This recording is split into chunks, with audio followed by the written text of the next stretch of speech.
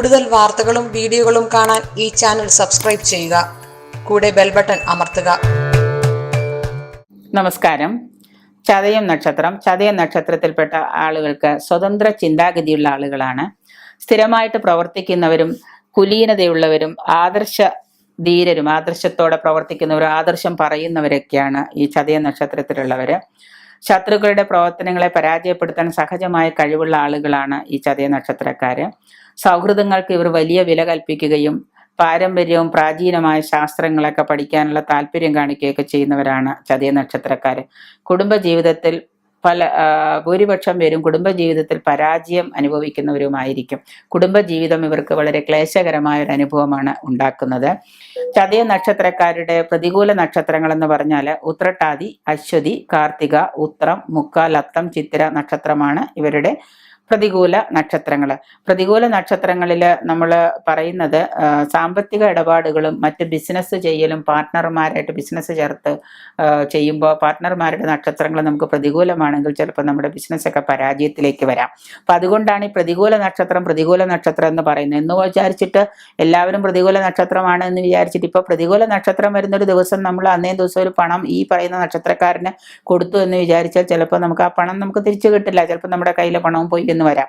അപ്പൊ അതുകൊണ്ടാണ് അങ്ങനെ പറയുന്നത്. എന്ന് വിചാരിച്ചിട്ട് ഇന്നത്തെ ഈ കാലത്ത് അത് മുഴുവനും നോക്കി ജീവിക്കാനൊന്നും നമുക്ക് സാധിച്ചു എന്ന് വരില്ല. എങ്കിലും സാധിക്കുമെങ്കിൽ അത് നോക്കുക എന്നുള്ളതേ നമ്മൾ പറയുന്നുള്ളൂ. അത് സ്ഥിരമായിട്ടൊരു ജീവിതത്തിൽ പകർത്താൻ ചിലപ്പോൾ സാധിച്ചു എന്ന് വരുന്നതല്ല. എങ്കിൽ തന്നെയും അത് പറ്റുന്നവര് നോക്കിക്കൊള്ളാം. അനുഷ്ഠിക്കേണ്ട കാര്യങ്ങൾ എന്ന് വെച്ച് കഴിഞ്ഞാൽ ചതയ നക്ഷത്രക്കാർക്ക് ശനി ദശാകാലവും കേതുർ ദശാകാലവും ആദ്യത്തെ ദശാകാലവും മോശം തന്നെയാണ്.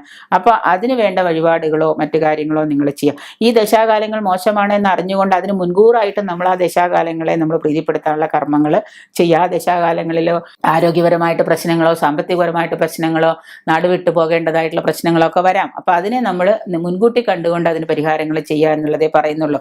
ചതയം, തിരുവാതിര, ചോതി നക്ഷത്രങ്ങൾ ക്ഷേത്ര ദർശനത്തിന് വളരെ ഉചിതം തന്നെയാണ്. ഈ നക്ഷത്ര ദിവസങ്ങളിൽ നിങ്ങൾ ഈ പറയുന്ന ചതയ നക്ഷത്രക്കാര് ക്ഷേത്ര ദർശനം നടത്തുക.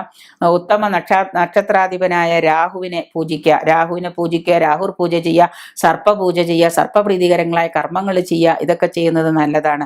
രാഹു നിങ്ങൾക്ക് വളരെ ദോഷം ചെയ്യും എന്നുള്ളത് കൊണ്ട് തന്നെ ഈ സമയത്ത് നിങ്ങൾ രാഹുവിന് വേണ്ട വഴിപാടുകൾ ചെയ്യുക. ആദിത്യ ദശാകാലം നിങ്ങൾക്ക് വളരെ ദോഷത്തിലായിരിക്കും ഈ ചതയ നക്ഷത്രക്കാർക്ക്.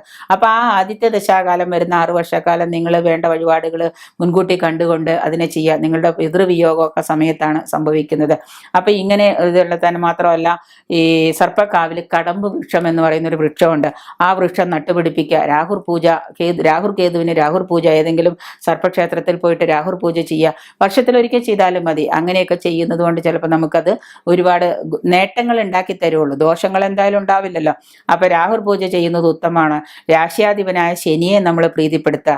ഈ ശനിയെ പ്രീതിപ്പെടുത്താൻ വേണ്ടി ശനീശ്വരന് പറഞ്ഞിട്ടുള്ള വഴിപാടുകൾ എന്തെങ്കിലുമൊക്കെ ശനിയാഴ്ച ദിവസം പോയിട്ട് ചെയ്യുക. വിധിപ്രകാരം ശനിദോഷ പരിഹാര കർമ്മങ്ങൾ ചെയ്യുക. ഇങ്ങനെയൊക്കെ പറഞ്ഞിട്ടുള്ളതായ വിധിപ്രകാരമുള്ള വഴിപാടുകളൊക്കെ ചെയ്യുന്നത് കൊണ്ട് ഈ ചതയ നക്ഷത്രക്കാർക്ക് ഇപ്പൊ ശനിദശാകാലം ദോഷമാണ് എന്നുള്ളത് കൊണ്ട് ഈ ശനി സമയത്ത് ശനിദശാകാലം ദോഷമാകുമ്പോൾ 7.5 ശനിയോ കണ്ടക ശനിയോ ആണ് എങ്കിൽ ആ സമയത്ത് നിങ്ങൾ യഥാവിധിയുള്ള ശനീശ്വര പൂജകളും വഴിപാടുകളും ചെയ്ത് ശനി നമ്മളെ ദോഷത്തിലാക്കില്ല. ശനി നമുക്ക് ഗുണം തരും. അപ്പൊ അതുപോലെയുള്ള കാര്യങ്ങൾ നോക്കിയിട്ട് ആ സമയത്ത് നിങ്ങൾ ചെയ്യേണ്ടതായ വഴിപാടുകൾ ചെയ്യേണ്ടതാണ്.